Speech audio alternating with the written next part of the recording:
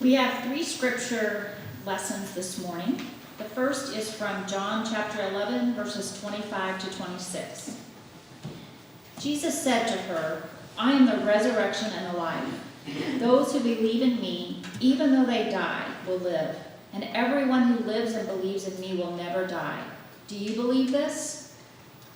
And then from 1 Corinthians chapter 15, verse 54. "When this perishable body puts on imperishability, and this mortal body puts on immortality, then the saying that is written will be fulfilled. Death has been swallowed up in victory." And then from Proverbs 19, verse 23.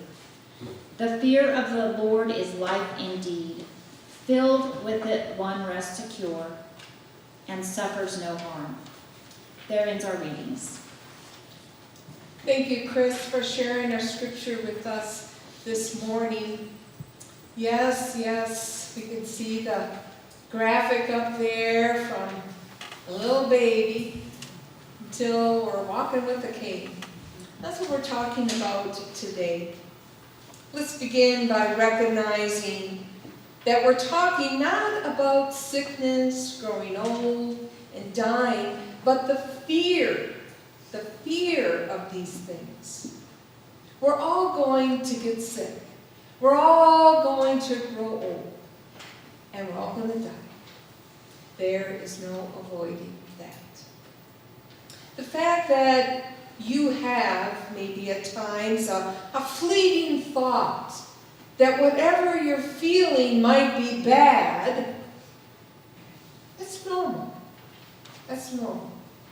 That's where our powers of reason, however, that's where our powers of reason are meant to step in, evaluate the threat, and either determine it's no big deal, or, well, maybe I better go see the doctor. But in our health-obsessed culture, we're inclined to magnify the threat line. In the past, people went to the doctor only when they were really sick. People didn't go for annual physicals or health checkups until the 1920s. Now, this is something that has been true for me. Run enough tests, and you'll likely find something a little off, right? A bit like taking your car into the shop. Just check it over. Let me know if you find anything. Guess what? They always find something. We're also daily encouraged to self-diagnose medical problems we would not have thought of when we see a television ad for a new drug. Maybe I have that. The Nielsen organization estimates that 80 commercials for medications run on TV every hour.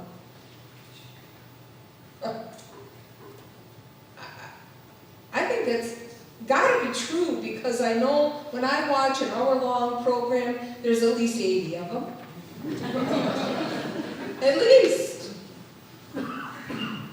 4.5 billion is spent annually direct marketing to you by drug companies. Then there is the internet. Again, I'm guilty. We have access to more health information than in any time in history. You feel something, go online and diagnose yourself. I've done that. We can worry about a lot of things that are unlikely to happen to us.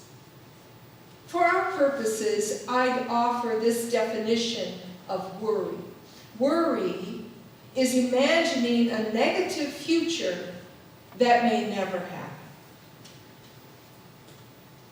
Jesus says in the Sermon on the Mount, "Who among you by worrying can add a single moment to your life?" And then he goes on to say, "Therefore, stop worrying about tomorrow, because tomorrow will worry about itself." In other words, don't drag the things that might or could happen in the future into your present day. How do we avoid worrying about what might happen tomorrow? Well, Buddhists and Christians and most therapists agree that a key to this is called mindfulness. Mindfulness is about neither living in the past nor the future, but living in the present, living in the now. You are not sick yet, so don't ruin today by worrying about a sickness that might never come in the future. I know if somebody is around me and says that their stomach is upset, they're nauseated, I'm immediately nauseated. I immediately think, oh, I got the flu. I do feel a little faint. And often it never comes to pass. We fear growing old too. We fear growing old. We fear it in so many ways and for so many reasons. We fear becoming obsolete or irrelevant. We fear looking old. We are a society that seems to value youth, and we desperately want to postpone growing old and looking old. Some of the fears we have about getting older, particularly when we are in midlife, are unfounded, but we believe them nonetheless. Let me test this out. How many of you have moments when you can't remember a word or someone's name? Come on. Yeah, I thought so. And you've wondered, half jokingly, half serious, whether you got early onset Alzheimer's.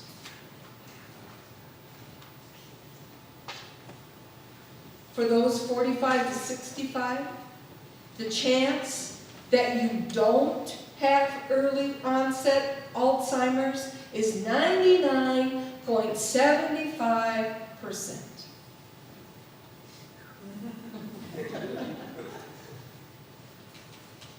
Many of the heroic figures in Scripture were what we would call senior adults. I love God's promise to Joel in chapter 2:28, and it's repeated in Acts 2. "I will pour out my spirit upon everyone. Your sons and your daughters will prophesy, your old men will dream dreams." In our old age, God will continue to fill us with His Spirit and give us dreams of God's will for our lives. How vital it is that those of us who are not yet old listen to the dreams of the elders in our midst, and that those who are elders listen to the visions of those who are young. How important that is. That brings us to what lies behind our fear of getting sick and growing older: our fear of death. We're all going to die. No news there.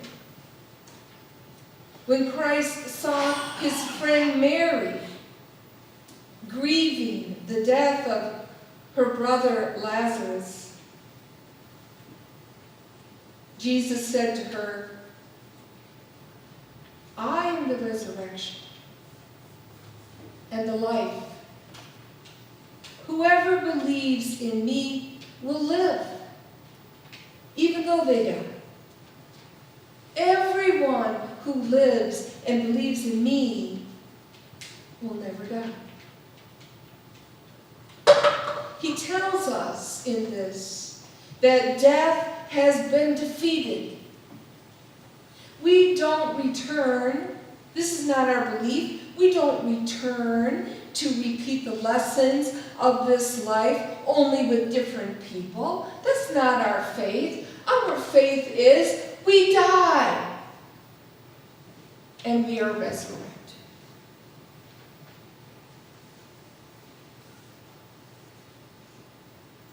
In 1 Corinthians 15, Paul interpreted the prophets in the light of Jesus' resurrection. He says, when this perishable body puts on imperishability, and this mortal body puts on immortality, then the saying that is written will be fulfilled, death has been swallowed up in victory. Easter is God's answer to our deepest fear. God came and walked among us in Jesus, who died, who was buried, and on the third day, he rose from the grave. When Christ stepped out of the tomb, humanity's greatest enemy was defeated, the deepest source of our fear. Death was defeated. When we actually trust this, it will be okay when we die. Yes, we grieve when saying goodbye to a loved one, but we have the hope that our goodbyes are only for now. See you later, alligator. See you later. We remember the words of Jesus to his disciples the night before he died. Don't let your hearts be troubled. Trust in God. Trust also in me. In my Father's house are many rooms. If it were not so, would I have told you that I go to prepare a place for you?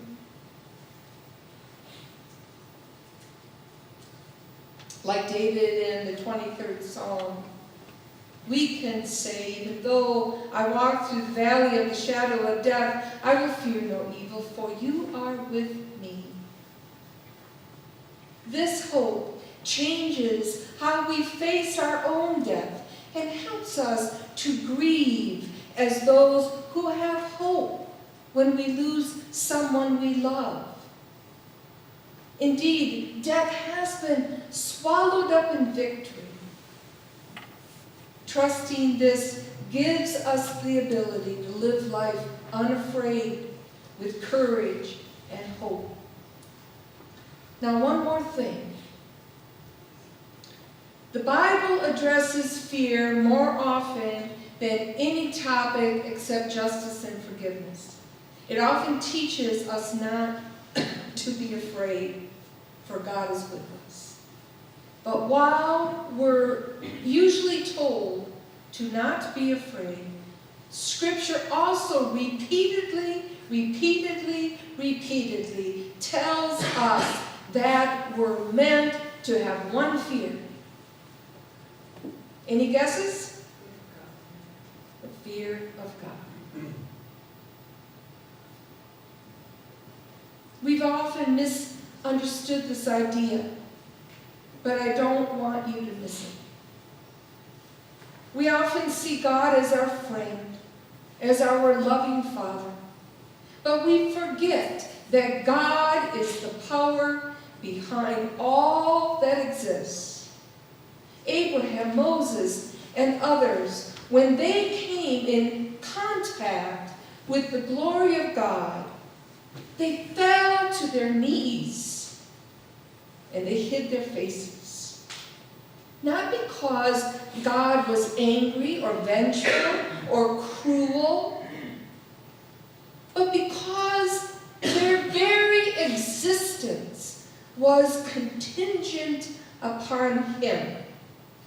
Apart from His grace and His love, they knew His power and glory would have totally consumed them. God's power and God's love are inseparable.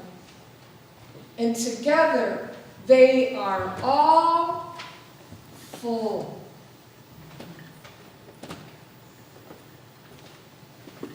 The writer of Proverbs tells us that the fear of the Lord is the beginning of wisdom, the beginning of knowledge, and that the fear of the Lord leads to life. That reverence, respect, awe, fear leads us to seek to walk carefully, reverently, and faithfully before God. It leads us to recognize that God is God, and we are not. All other fears would disappear in the light of this fear if we truly understood it. And it leads to something many even secular books talk about as one of the most important ways of overcoming fear.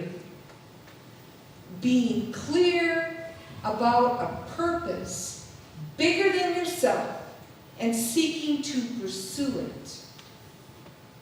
Your purpose is to love God, to love your neighbor, to walk with God, and to do His will. In the words of Jesus in the Sermon on the Mount, it is to seek first the kingdom of God. And all other things will take care of themselves. Friends, will you fear the Lord, trusting in His love, and offer your life to Him each day? As we do that each day, we'll still experience fear from time to time, but His perfect love will cast it out, and it will be filled with love. Praise be to God.